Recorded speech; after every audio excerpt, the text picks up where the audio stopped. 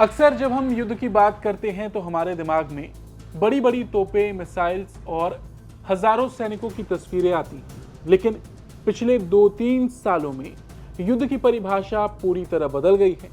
Ukraine और Russia के युद्ध में हमने देखा कि कैसे कुछ हजार रुपए के ड्रोन करोड़ों के टैंकों और एयर डिफेंस सिस्टम को खिलौने की तरह उड़ा रहे हैं। ऑपरेशन सिंदूर के वक्त भी हमें देखने को मिला कि कैसे ड्रोन्स के जरिए दोनों देशों ने एक दूसरे पर हमले किए। पाकिस्तान ने भी काफ़ी ड्रोन्स का इस्तेमाल किया था। पाकिस्तान ने भारत पर हमले की कोशिश भी की थी ड्रोन्स के जरिए, लेकिन वो बात अलग है कि वो उसमें सफल नहीं हो पाया। कहने का मतलब ये है कि आज की तारीख में अगर किसी सेना के पास ड्रोन की ताकत नहीं है तो वो मैदान में बहुत पीछे छूट सकती है। और शायद यही वजह है कि भारतीय सेना ने अब तक का अपना सबसे बड़ा रीस्ट्रक्चरिंग प्लान शुरू किया है। एक ऐसा प्रोजेक्ट जो इंडियन आर्मी को पूरी तरह से फ्यूचर रेडी बना देगा। जी हाँ, भारतीय सेना के रेजिमेंट ऑफ आर्टिलरी के तहत अब 15 से 20 नई शक्तिबान रेजिमेंट बनाई जा रही हैं। और आज की वीडियो में हम गहराई से समझेंगे कि ये शक्तिबान रेजिमेंट क्या है, कैसे ये दूर बैठे दुश्मन को बिना सीमा पार किए खत्म करने का काम करेगी और कैसे भारतीय सेना अब तोपों से हटकर ड्रोन वॉरफेयर की तरह मुड़ रही है। ये सारी बातें आज इस वीडियो में। नमस्ते, जय हिंद, मैं हूं ऋषि सिंह और आप देख रहे हैं हमारा खास शो विस्तार से।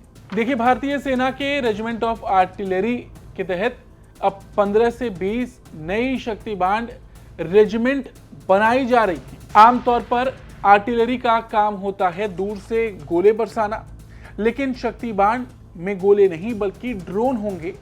इसमें 3 मुख्य हथियार होंगे। अब वो हथियार क्या होंगे ये भी देखते हैं। सबसे पहले स्वार्म्स ड्रोन, यानी दर्जनों ड्रोन्स का एक झुंड जो एक साथ हमला करेगा। इसके बाद लॉइटरिंग म्यूनिशंस, जिन्हें सुसाइड ड्रोन भी कहते हैं, ये भी एक तरह से हथियार है। और तीसरा लॉन्ग रेंज यूएवीज, जो लंबी दूरी तक निगरानी और हमला करेंगे। अब यहाँ पर आप सोच रहे होंगे कि खास बात क्या है। देखिए, इसकी मारक क्षमता 5 किलोमीटर से शुरू होकर 500 किलोमीटर तक जाएगी। मतलब दुश्मन की सीमा के बहुत अंदर जाकर ये ड्रोन पिन पॉइंट स्ट्राइक कर पाएंगे। अब एक सवाल यहाँ पर यह आता है कि हमें इसकी जरूरत क्यों पड़ी। देखिए, इंडियन आर्मी का विजन बहुत साफ है। आज के 5-10 साल पहले तक मिसाइल्स, एयरफोर्स, इसका काम बहुत ज्यादा होता था। आज भी काम है, लेकिन आज युद्ध अलग तरह से लड़ी जा रही है। ड्रोन्स का इस्तेमाल खासा तौर पर बहुत ज्यादा हो रहा है। ऐसे में शक्तिबान के आने से ये जो गैप है ये भर जाएगा। 50 से 500 किलोमीटर के बीच सेना ड्रोन से हमले कर सकेगी और एक अलग से इसकी रेजिमेंट होगी तो वो अलग तरह से यहाँ पर काम कर सकेगी। यहाँ पर हमें एक बात और समझना जरूरी है कि मान लीजिए कभी युद्ध की स्थिति बन जाए तो आप छोटे दूरी के हमले के लिए करोड़ों की मिसाइलों का इस्तेमाल हर वक्त नहीं कर सकते। तो यहाँ पर ये ड्रोन्स काम आएंगी, ये रेजिमेंट काम आएगी, जहाँ पर आप हजारों लाखों के ड्रोन से करोड़ों का नुकसान दुश्मन को पहुंचा पाएंगे। शक्तिबान रेजिमेंट यही गैप भरेगी 50 से 500 किलोमीटर के बीच का। इसके साथ ही सेना 2 और बड़े बदलाव कर रही है। दिव्यास्त्र बैटरीज, करीब 35 से 40 ऐसी बैटरियां बनाई जा रही हैं जो आर्टिलरी डिवीजन का हिस्सा होंगी।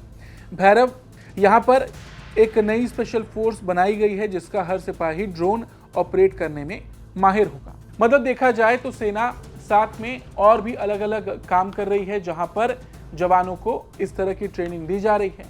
अब इसे थोड़ा बारीकी से समझते हैं। और शक्तिबान रेजिमेंट की अगर हम बात करें तो इसमें जो तकनीक इस्तेमाल हो रही है वो गेम चेंजर है।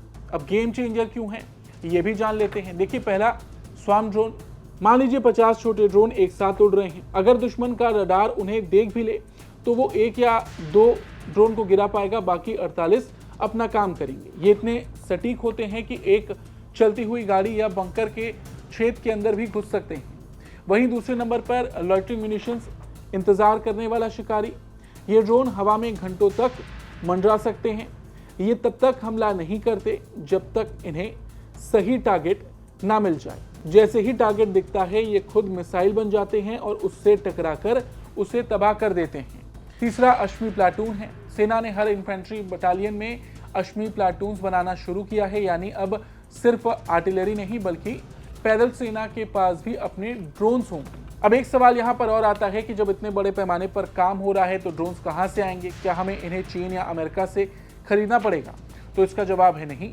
भारतीय सेना ने इसके लिए 2000 करोड़ रुपए का एक फास्ट ट्रैक टेंडर निकाला है। इसमें भारत की अपनी कंपनियां हैं जैसे solar defence and aerospace, Adani defence, Rafale.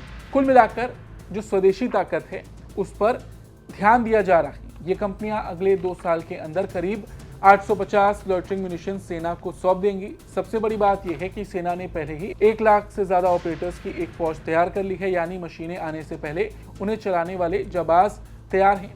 अगर हम अपने पड़ोसियों की बात करें तो चीन पहले से ही ड्रोन टेक्नोलॉजी में बहुत निवेश कर रहा है।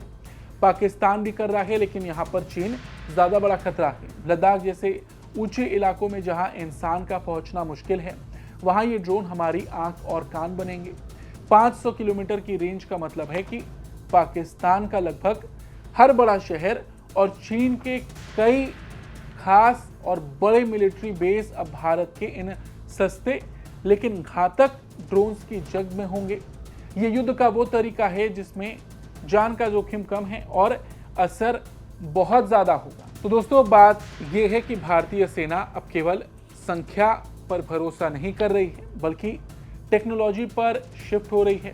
शक्ति बाण सिर्फ एक रेजिमेंट का नाम नहीं है, ये भारत के डिफेंस डॉक्ट्रिन में एक बहुत बड़ा बदलाव है। आने वाले 5 सालों में आप देखेंगे कि युद्ध के मैदान में टैंक्स की गड़गड़ाहट से ज़्यादा ड्रोन्स की भिनभिनाहट सुनाई देगी। मतलब कि ड्रोन्स का इस्तेमाल ज़्यादा होगा। भारत ने अपनी तैयारी शुरू कर दी है और ये तैयारी हमें बहुत जल्द देखने को भी मिलेगी। आपको क्या लगता है, क्या ड्रोन के इस युग में भारत चीन और अमेरिका जैसे देशों को टक्कर दे पाएगा? आपको ये खबर कैसी लगी? अपनी राय जरूर दें। धन्यवाद।